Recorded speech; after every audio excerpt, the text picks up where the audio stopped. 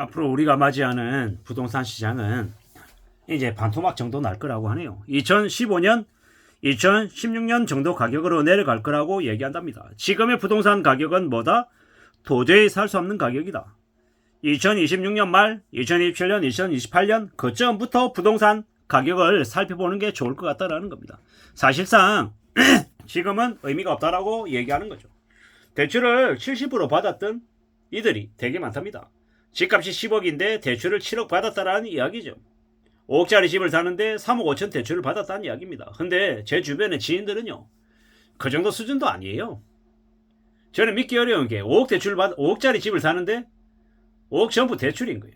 5천만 원 계약금은 마이너스 통장으로 메꾸고 나머지 4억 5천은 이제 4억 5천대로 또 대출 풀로 땡겨가지고 받더라고요.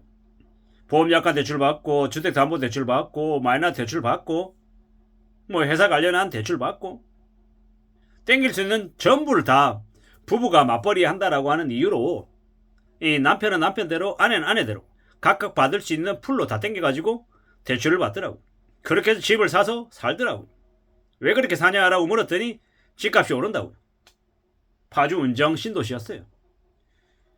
제가 생각할 때는 아니 그 지역이면 집값이 5억은 너무 과한데 3억 정도가 그래도 아무리 비싸도 3억 정도가 적당하지 않나라고 저는 생각하는데 그들의 생각은 달랐습니다. 성남의 모 지역에 집값 8억 5천인데 대출을 한 7억가량 들더라고요. 믿기 어려운 얘기죠. 아니 그렇게 대출이 나오나? 뭐 이럴 정도로 좀 의아했어요. 결국은 부모에게 손 내밀고 대출 받고 이것저것 다 땡겨서 진짜 연거를 하더라고. 근데 그렇게 살고 그렇게 빚내서 사는 게 과연 편할까라는 생각이 들었죠. 희망이 없는 것 같은데 조금만 삐끗하면 신용불량자 될 것 같은데 저는 그냥 제3자이니까 한 발짝 물러서서 그렇게 생각하는 건데 그들은 과연 그 삶이 가능할까 유지가 될까 이런 생각들이 들더라고요. 참 많은 생각들이 들었습니다. 뭐 개개인이니까 각자 자신의 판단에 따라 살겠죠. 그렇게 10억 주고 집 샀는데 집이 15억 되고 20억 되면 뭐 팔아서 시의 차익 남기겠죠. 뭐 그러겠거니라고 생각을 합니다. 근데 참 많은 생각들이 드네요. 산다라는 게 그렇게 쉬운 게 아닌 것 같은데 어떻게 그렇게 생각하지? 라는 그런 의구심이 좀 들었습니다.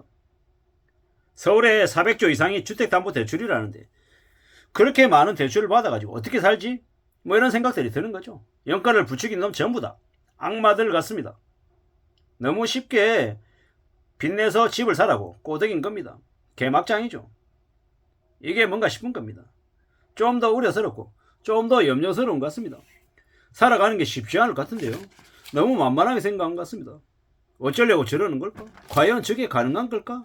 좀 의구심이 많이 듭니다. 뭐 각자 알아서 판단하고 알아서 결정하고 알아서 책임지겠죠. 근데 그 책임진다라는 게 정말 쉽지 않을 겁니다.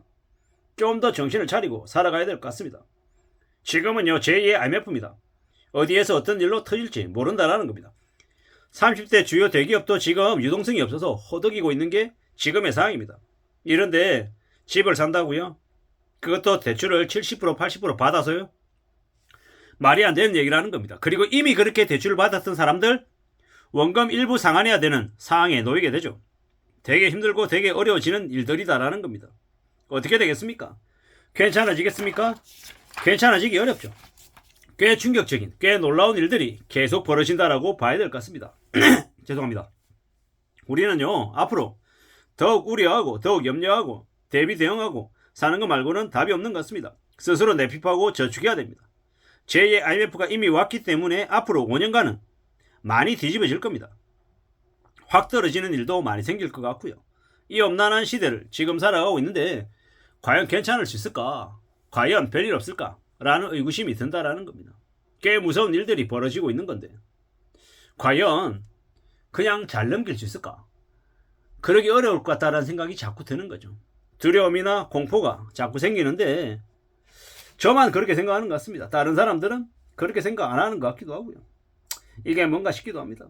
참 뭐 각자 개개인의 판단으로 결정한 거니까 스스로 해결하겠죠. 근데 앞으로 이러한 상황들이 금방이 아니라 최소 4, 5년은 되는 것 같은데 어떻게 견디려나 라는 의구심이 듭니다. 요새 또 유튜브 보면 태세 전환해가지고 전부 다 집값 내려간다, 반토막 난다, 3분의 1 토막 난다 라는 이야기도 많이 나오더라고요. 이제서야 이제 분위기가 그렇게 바뀐 것 같고요. 앞으로 좀 더 지켜보고 살펴봐야겠죠.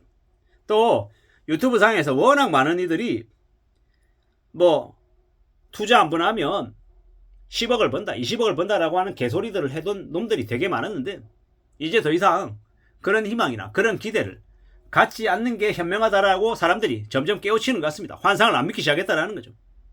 그래서 더욱더 잘 살펴볼 필요가 있는 것 같습니다. 앞으로 우리가 살아가는 세상이, 현실이 어떻게 흘러갈지를 말입니다. 대출을 과도하게 받았던 이들이 희망을 잃고 되게 삶이 힘들어지는 걸 너무 많이 목격하게 될 거다라는 겁니다. 제가 아는 지인도 둔촌주공 입주해야 되는데 대출이 안 나와서 머리 아파하더라고요. 그게 현실입니다. 둔촌주공 입주만 하면 청약 받았기 때문에 집값이 5억 10억 더 버는 부자가 됐다 이렇게 얘기했는데, 현실은요 그렇지 않은 것 같습니다. 1년이 지나고 2년이 지나고 3년이 지나고 4년이 지나면 둔촌주공 미입주한 물량들 어떻게 되겠습니까? 한해 분양 나오지 않을까라는 생각을 해봅니다. 설마 그럴 리 없다, 에이 그 정도까지 가지 않을 거다 이렇게 얘기하는 사람도 있는데, 과연 그럴까? 아니면 정말로 상황이 안 좋아져서 많이 어려워질까? 우리는 한 번쯤 지켜봐야 될 것 같습니다. 두고 봐야 될 것 같다라는 겁니다. 어떻게 흘러갈지, 어떻게 삶이 변해가는지를 차근차근 잘 살펴볼 필요가 있는 것 같습니다. 우리가 살아가는 삶이라는 게 지금보다 앞으로가 더 안 좋아질 것 같다라는 게 제가 계속 드리는 말씀입니다. 참 잘 궁리하고 잘 생각하며 지내야 되는 것 같습니다. 앞으로 살아가는 삶이라는 게 더 힘들어지고 더 어려워지는 거다라고 생각해야 될 것 같습니다. 참 많은 생각들이 들죠. 우리는 이제 더 이상 부동산으로 쉽게 돈 버는 일은 없다라고 생각하고 살아가야 됩니다.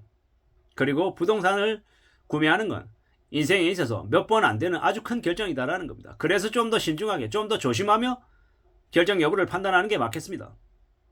서둘러서 빨리빨리 뭔가를 결정하겠다라고 하는 것만큼 위험한 게 없는 것 같습니다. 좀 더 신중하게, 좀 더 두고 보고 차근차근 결정하는 게 맞겠다라는 겁니다. 그렇게 생각하고 지내자라고 말씀을 드리고 싶습니다. 살아가는 우리네 인생이, 우리네 삶이 지나고 나면 보면 다 일장춘몽이었다는 생각도 들기도 하고요. 뭐든 안전하게 살아가는 게 제일 좋은 모습인 것 같습니다. 너무 욕심부리거나 너무 과도한 것들을 추구하는 것만큼 위험한 게 없는 것 같습니다. 좀 더 신중하게 조심하며 살아가야 되겠다라는 생각을 더욱더 하게 됩니다. 이상입니다.